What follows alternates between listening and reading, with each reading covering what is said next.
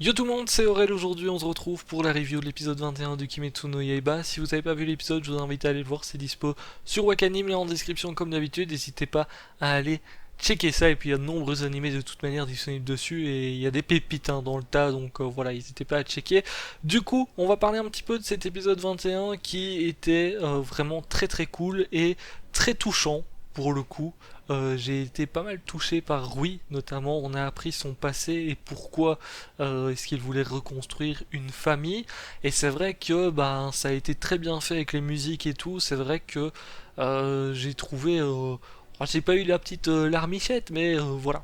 J'ai été touché par son histoire et finalement, à la fin, j'étais triste qu'il soit mort. Donc la dernière fois, on avait Gyu qui était venu aider Tanjiro, parce que Tanjiro n'avait plus de force et qui avait découpé littéralement Rui. Et du coup, on a appris son passé. Donc pour résumer très brièvement, c'était quelqu'un, quand il était humain et petit, ben, il était très très faible, il avait un corps très très faible. Finalement, Muzan a décidé de l'aider en le transformant en démon, et derrière, bah, malheureusement, en contrepartie, il a dû commencer à manger des gens. Le souci, c'est que ses parents l'ont rejeté à partir de ce moment-là. Bon, c'est un petit peu normal parce qu'il n'y a rien qui justifie que tu commences à bouffer des humains, etc. Donc ça, c'est normal. Du coup, oui, il était assez dégoûté de tout ça.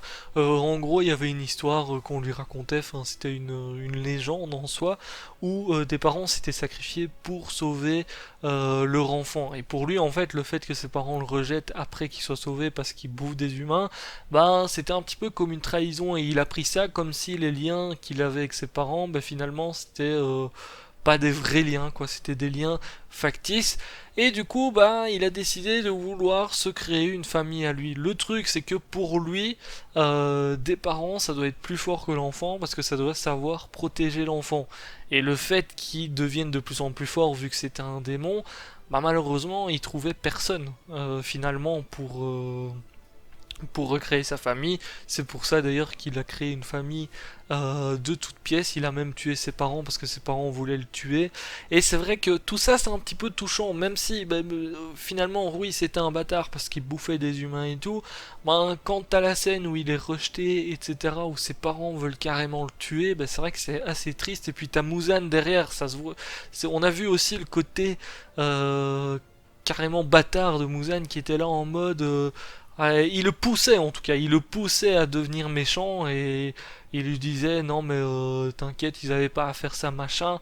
Et finalement, bah, Muzan a participé aussi au fait qu'il devienne de plus en plus méchant, et c'est à ce moment-là qu'on voit que c'est un bâtard, parce que Muzan jusqu'ici, c'est vrai que bah, c'est le grand méchant, oui, il transforme les gens en démons, il bouffe des gens, mais mis à part ça, bah voilà, on n'avait pas encore le côté vraiment méchant, surtout qu'on a vu dans l'épisode, je crois que c'était l'épisode 7, qu'il avait une famille, etc. Donc c'est vrai que, mais l'air de rien, Muzan, oui, c'est un démon, mais dans l'épisode 7, bah, il a pu peut-être un petit peu nous toucher, parce qu'on a vu qu'il vivait normalement avec certains humains, en tout cas de ce qu'on a vu.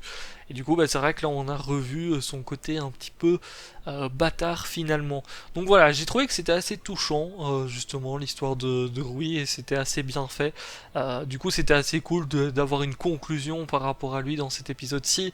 Et comme d'habitude, on a Tanjiro qui, enfin, quand il voit Rui qui disparaît, ben, on a sa compassion, encore une fois, qui refait surface, et il met carrément sa main sur le dos de Rui. Donc bah, ça a touché Rui aussi derrière, comme à chaque fois que Tanjiro bat un démon, ou qu'en tout cas il voit un démon mourir, bah, il le respecte jusqu'au bout.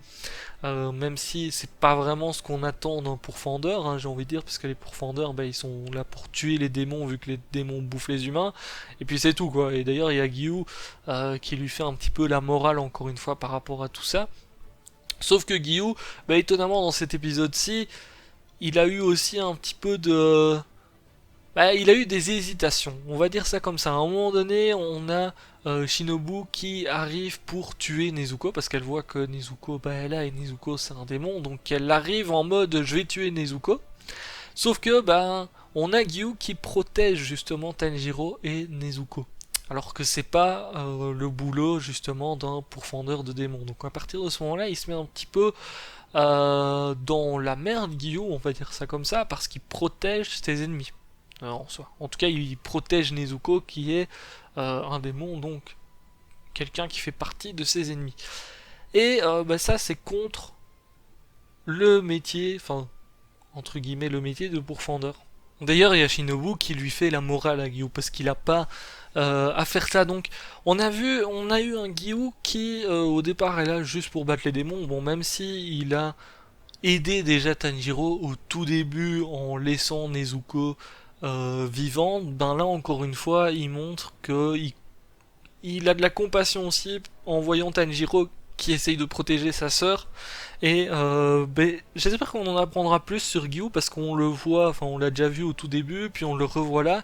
Et je pense que si il aide Tanjiro à protéger sa sœur et que même là il protège directement Nezuko, c'est pas pour rien. Je pense qu'il y a une histoire avec lui et peut-être sa famille justement ou quelque chose comme ça. Donc je suis impatient de voir un petit peu ce qu'ils vont nous pondre par rapport à lui. Bien évidemment, alors seconde partie d'épisode, on a un petit peu des pourfendeurs qui arrivent pour sauver tous les blessés et pour terminer les derniers démons.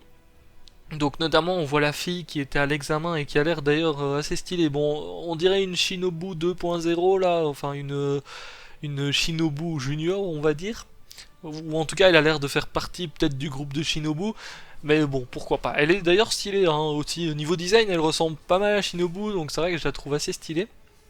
Et finalement, elle arrive à rattraper Tanjiro parce que bon, il y a Gyu qui protège Tanjiro et qui dit à Tanjiro carrément de s'enfuir avec Nezuko. Et donc elle arrive, elle, à rattraper, je sais plus son nom malheureusement, je sais même pas s'il a été cité dans l'épisode finalement, mais bon, c'est pas grave, on va l'appeler la petite. Et du coup elle rattrape Tanjiro et Nezuko et elle est là pour tuer Nezuko. Hein. Elle a le même objectif que Shinobu, c'est de terminer tous les démons qui sont là. Et d'ailleurs on a une petite course poursuite où on voit que Nezuko elle peut passer de petite à grande vraiment quand elle veut et d'ailleurs elle fait une esquive grâce à ça. Elle rétrécit et elle esquive un coup de la petite pourfendeuse. Bon, c'était assez marrant à voir. Bon, Nezuko qui est un petit peu en mode mignonne et qui commence à courir pour s'échapper. Et finalement, les corbeaux qui sont là, enfin les oiseaux en général, on va dire des pourfendeurs, annoncent que Nezuko et Tanjiro doivent être capturés. Donc à partir de ce moment-là, on se doute que c'est un petit peu la merde. Parce que Tanjiro, depuis le début finalement que c'est un pourfendeur, il ne respecte pas les règles en fait, hein, parce qu'il protège un démon tout simplement. Gyu a protégé un démon aussi, donc peut-être qu'il va se passer quelque chose avec Gyu. Et c'est vrai que ça va être assez intéressant de voir ce qui va se passer, surtout que Nezuko, elle aurait très bien pu se défendre contre la petite, sauf qu'elle a pas fait en fait. Elle a juste passé son temps à fuir, et puis c'est tout.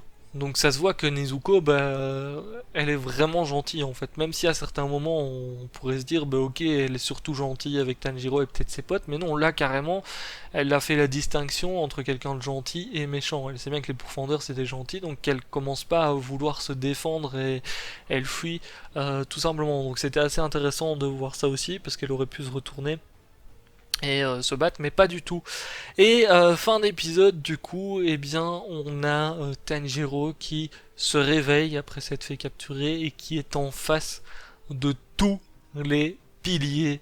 Enfin, je pense qu'il y a tous les piliers. Il manque Gyu, il me semble, dans le tas sur la petite image de fin, mais on voit un petit peu tous les piliers et clairement. Il y en a qui ont l'air grave stylés. Je suis vraiment impatient de voir ce qu'ils vont nous raconter par rapport à eux parce que clairement il y en a qui ont l'air grave stylés. Et petit truc, c'est qu'aussi il y a énormément de pourfendeurs qui ont justement une cicatrice ou quelque chose comme ça, et il y en a parmi les piliers qui ont ça, donc je suis impatient de voir un petit peu cette histoire de cicatrice, hein, parce que Tanjiro en a une et puis il y a d'autres pourfendeurs qui en ont, donc il y a quelque chose, il s'est passé quelque chose qu'on nous a pas encore raconté dans l'animé. À mon avis, ceux qui lisent le manga sont déjà très certainement au courant de tout ça, mais je suis impatient de voir un petit peu ce qu'ils vont dire par rapport à ça. Sur ce, je vous laisse là pour cette review, je vous dis à très très bientôt pour le prochain épisode et la prochaine review. On est bientôt à la fin de la saison, donc je sais pas trop s'ils vont pouvoir démarrer quelque chose de nouveau derrière, parce que pour le coup il reste 4 épisodes, je crois que ça se finit au 25 ou 26. Donc ça m'a l'air chaud pour faire un arc complet, ou alors peut-être juste une petite mission comme ça, on verra bien. Sur ce, je vous laisse là, ciao, ciao.